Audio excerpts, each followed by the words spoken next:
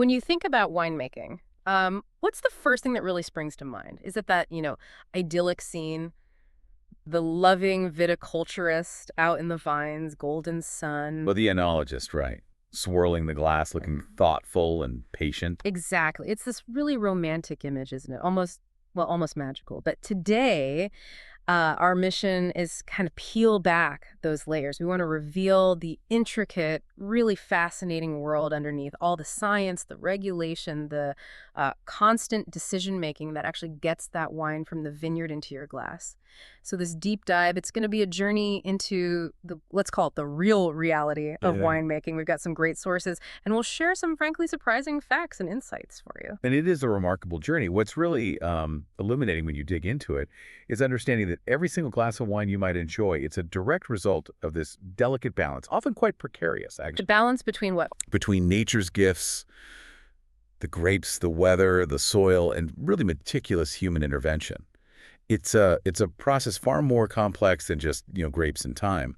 It's planned, executed with precision, constantly adapted. Okay, so let's start there. With the enologist, we need to challenge that popular idea, almost this mystical perception of them, like there's some kind of wine wizard. Right, conjuring magic from grapes. But yeah, our sources definitely paint a very different picture. So what is the modern enologist then? Well, they're certainly not a mystic.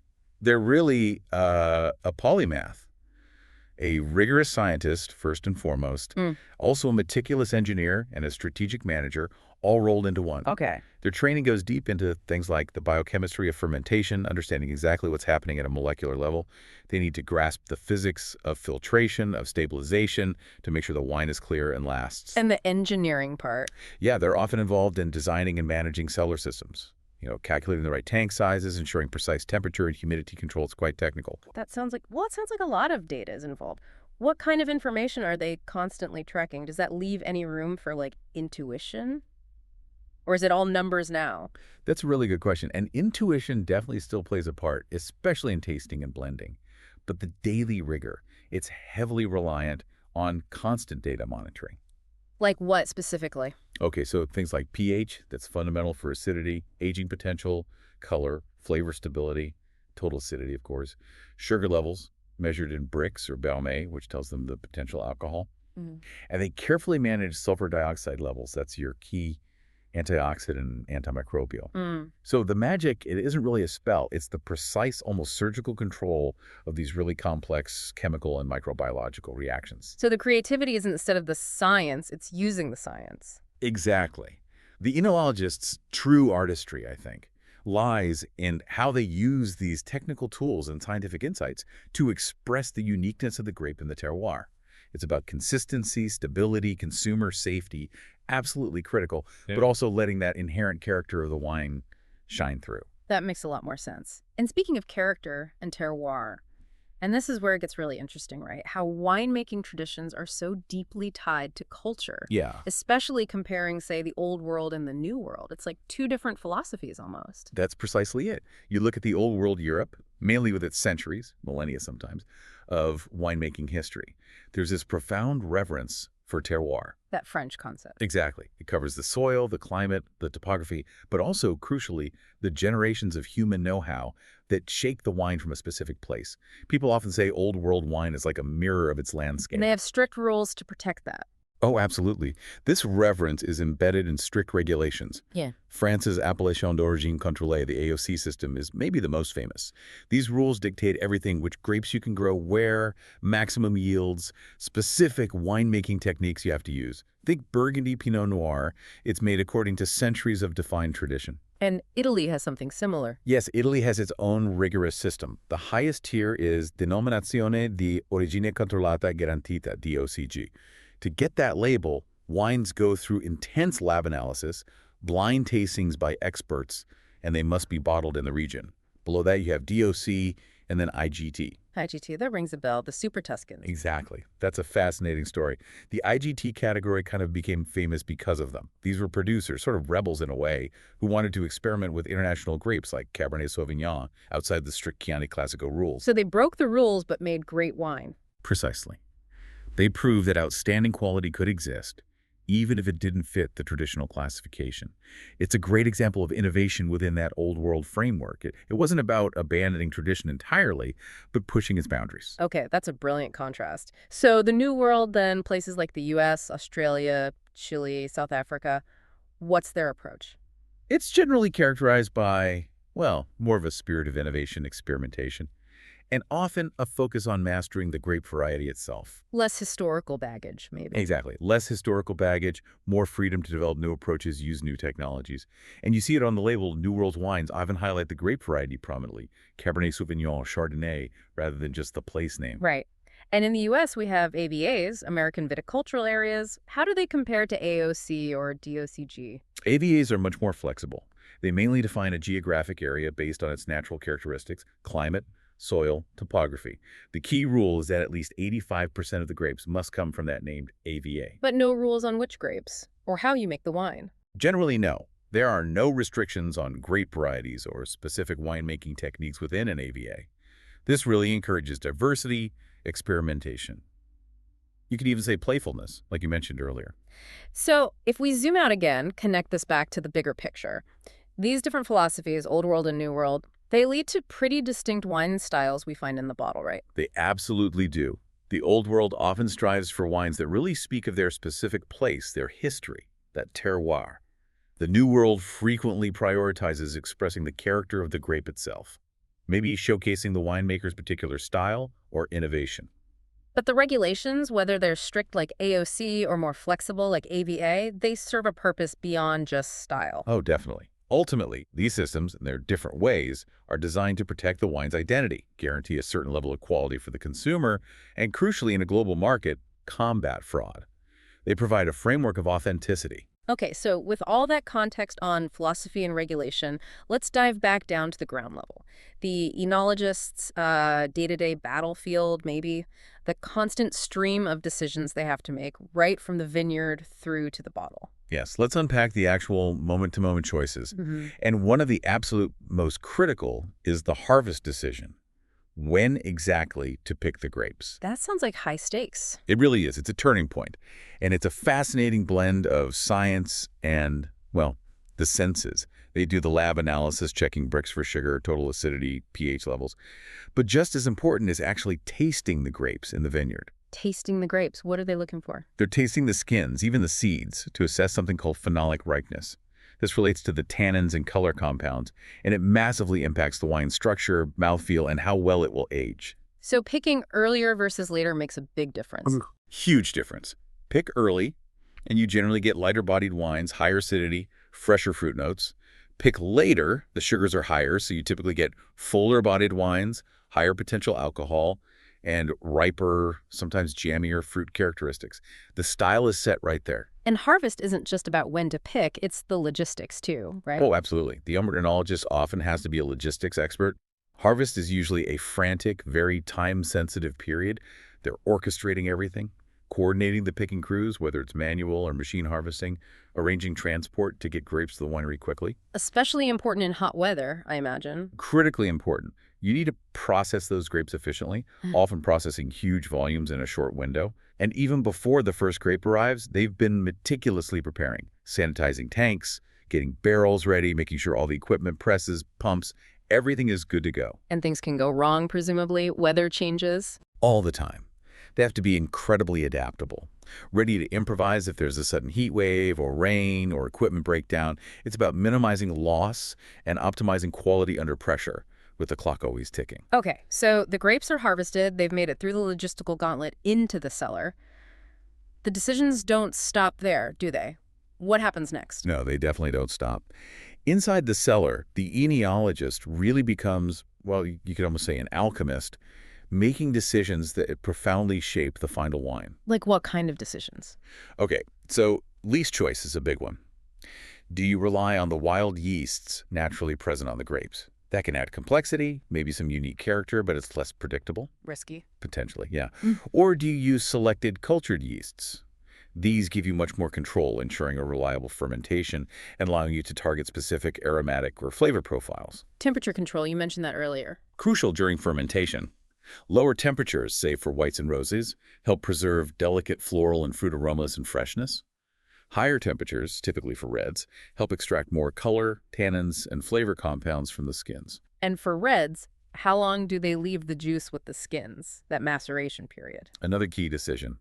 The duration of maceration determines the wine's color intensity, its panic structure, how firm or soft it feels in your mouth, and its overall aromatic complexity. Longer maceration generally means deeper color and more tannin. And they do things to help that extraction. Yes. Techniques like remontages, that's pumping the fermenting juice over the cap of skins that floats on top, or paisaisons, which is the traditional foot treading still used in some places like Portugal for port wine. Both help mix things up and extract compounds. What about other fermentations? Malolactic? Ah, yes, malolactic fermentation, or MLF. That's a secondary fermentation, usually done by bacteria, not yeast. It converts the sharper malic acid, think green apples, into softer lactic acid, like in milk. So it makes the wine smoother, Yeah. creamier. Exactly. It adds texture, reduces perceived acidity, and can introduce buttery or nutty notes. Very common in almost all red wines, and famously used in some white wines like Chardonnay to give it that characteristic creamy, buttery profile. And then there's oak. Barrels seem iconic in winemaking. They are, and selecting the right oak is another huge decision point. It's not just whether to use oak, but what kind. French oak tends to get more subtle spice, cedar, maybe vanilla notes. American oak is often bolder with more pronounced coconut and vanilla. Hungarian oak is seen as somewhere in between. And the toast level, I've seen that mentioned. Right, the inside of the barrels are toasted with fire to different levels, light, medium, heavy. This radically changes the flavors the barrel imparts. Light toast might give subtle spice, heavy toast more coffee, smoky caramel notes. And the age of the barrel matters too. New barrels give much stronger flavors than used ones. Wow. Okay, so yeast, temperature, maceration, MLF, oak. Anything else major? The blend, or corte, as it's sometimes called. Very few wines, especially larger production ones, are made from just one single tank or barrel. The enologist tastes through all the different, maybe different vineyard blocks, different fermentation batches, different barrel types, and then skillfully combines them. Like composing music. That's a great analogy. They're blending for harmony, for complexity, to balance out different elements, and also, really importantly for many wineries, to achieve a consistent brand style year after year. It's a real art form that relies heavily on sensory skill. It's just incredible how many variables they're managing. It feels like we need to maybe list out some of these specific tools and practices they use. The sheer breadth of the enologist's toolkit seems fascinating. Yeah, it's worth drilling down into some specifics. Let's start with the basics. Grapes themselves, you've got fresh grapes for eating, obviously, wine grapes specifically cultivated for fermentation, table grapes too, and then dried grapes. Think of Italian Amarone or Passito wines, where grapes are dried to concentrate sugars and flavors before fermentation. Really intense. And the juice before fermentation? That's must. Exactly. Mosto in Italian or Spanish, grape must is the fresh juice. But you can also have concentrated musts, even caramelized musts, used sometimes for color adjustment. And there's a clever German technique using Süßreserve that's unfermented grape must, held back, and added later to sweeten a finished wine slightly without restarting fermentation, mostly used for styles like Riesling. And then the wines themselves. Lots of categories there, too. Absolutely. You classify them by residual sugar, dry, semi-dry, semi-sweet, sweet, by the presence of CO2. Still wines or sparkling wines, champagne, cava, prosecco, are famous examples, all made differently. And then special wines, like fortified wines where spirit is added, like port or sherry. And increasingly important now, low or no alcohol wines.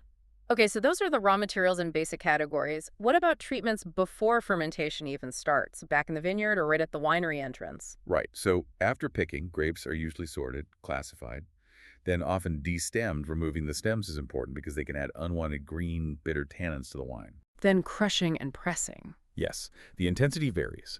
For whites, usually press quite gently and quickly to get clean juice. For reds, crushing is followed by that maceration on skins we talked about. There's also a specific technique called carbonic maceration, often used for light, fruity reds like Beaujolais Nouveau, where whole bunches go into a tank filled with CO2 and fermentation starts inside the berry. It gives very soft tannins and bright fruit flavors. Any really modern techniques here? Oh yes, we're seeing more use of advanced physical treatments. Cryoextraction, essentially freezing the grapes to press out super concentrated must, often for high-end dessert wines. There's experimentation with ultrasound and pulsed electric fields, or CEP. How do those work? They use sound waves or brief electrical pulses on the grapes or must. The idea is to gently disrupt the cell walls of the grape skins.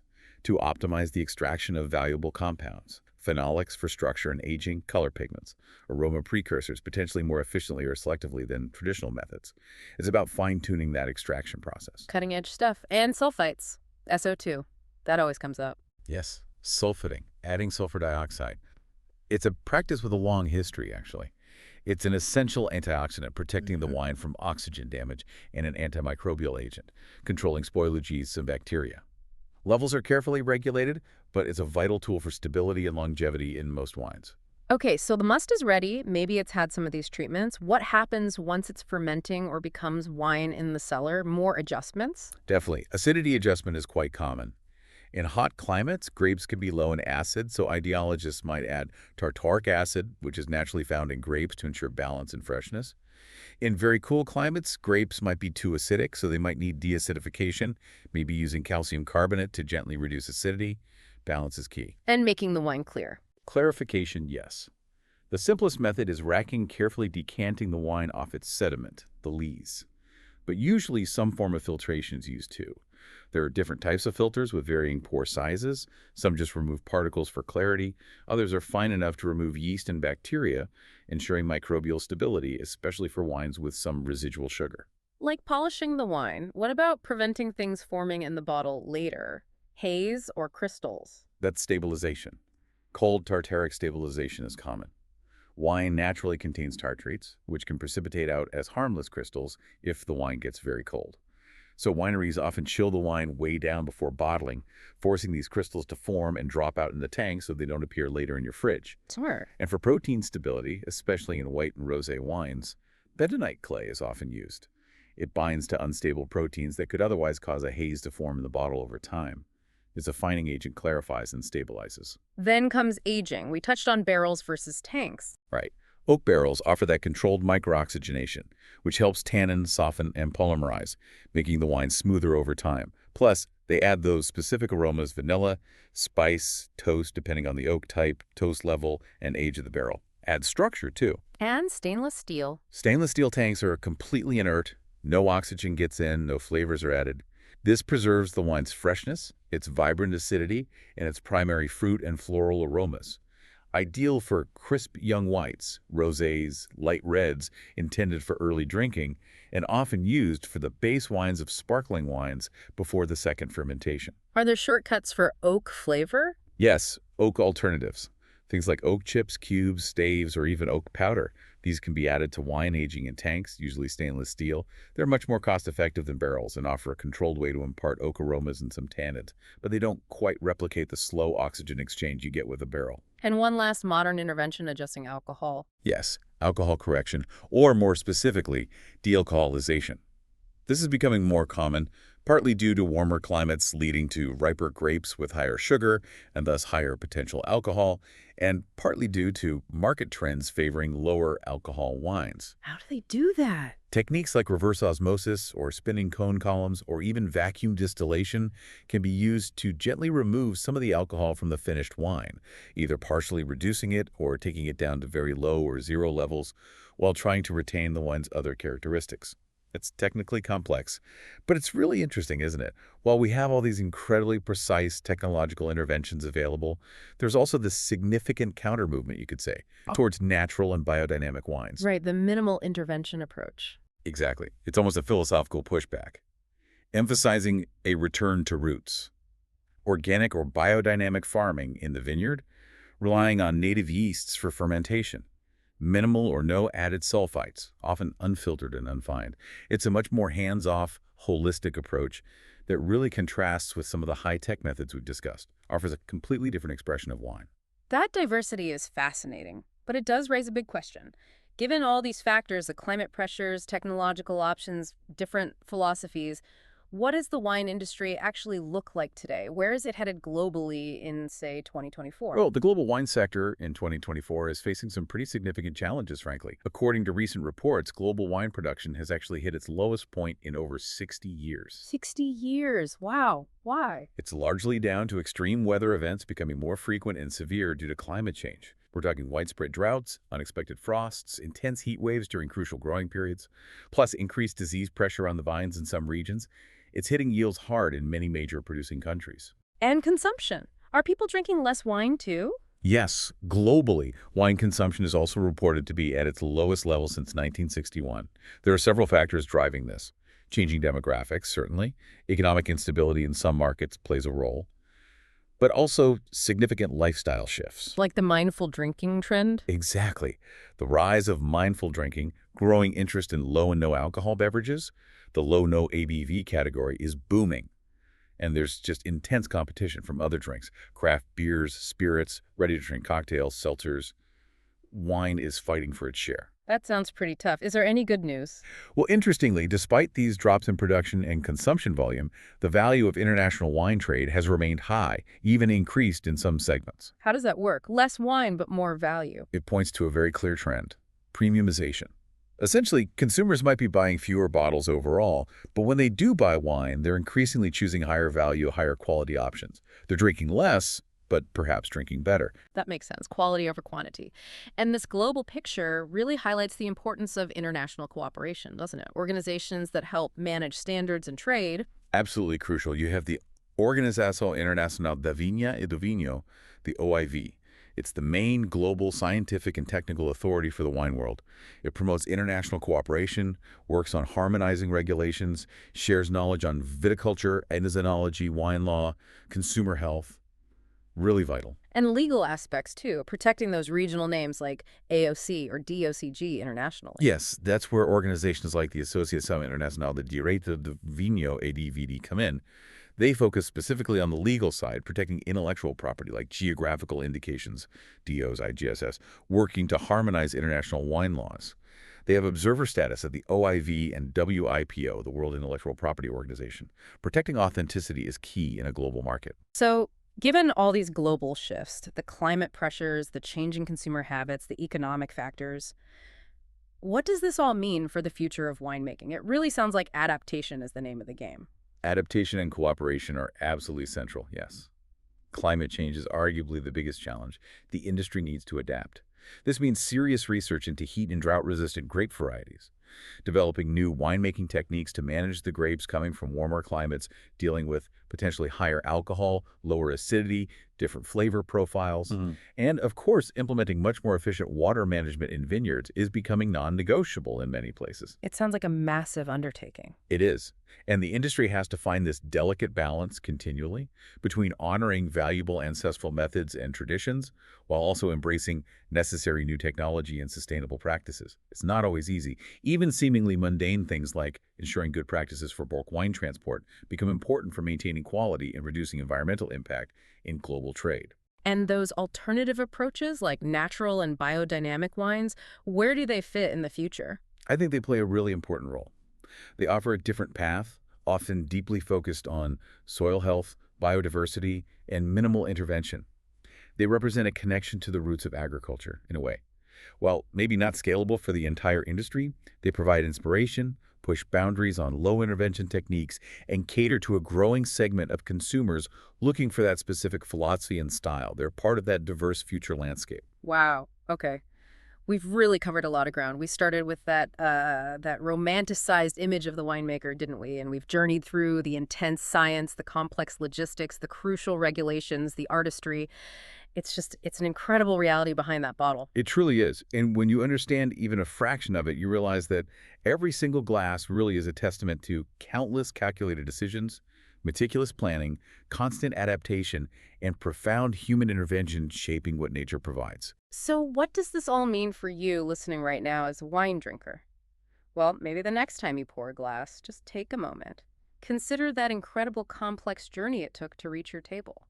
Think about the blend of ancient tradition, maybe centuries of know-how, mixed with cutting-edge science, that constant balancing act the enologist performs. Exactly. And maybe ask yourself, what new appreciation will you have for the quiet artistry and the rigorous science hiding behind that next swirl and sip, knowing just a little bit more about all those unseen decisions that went into its creation?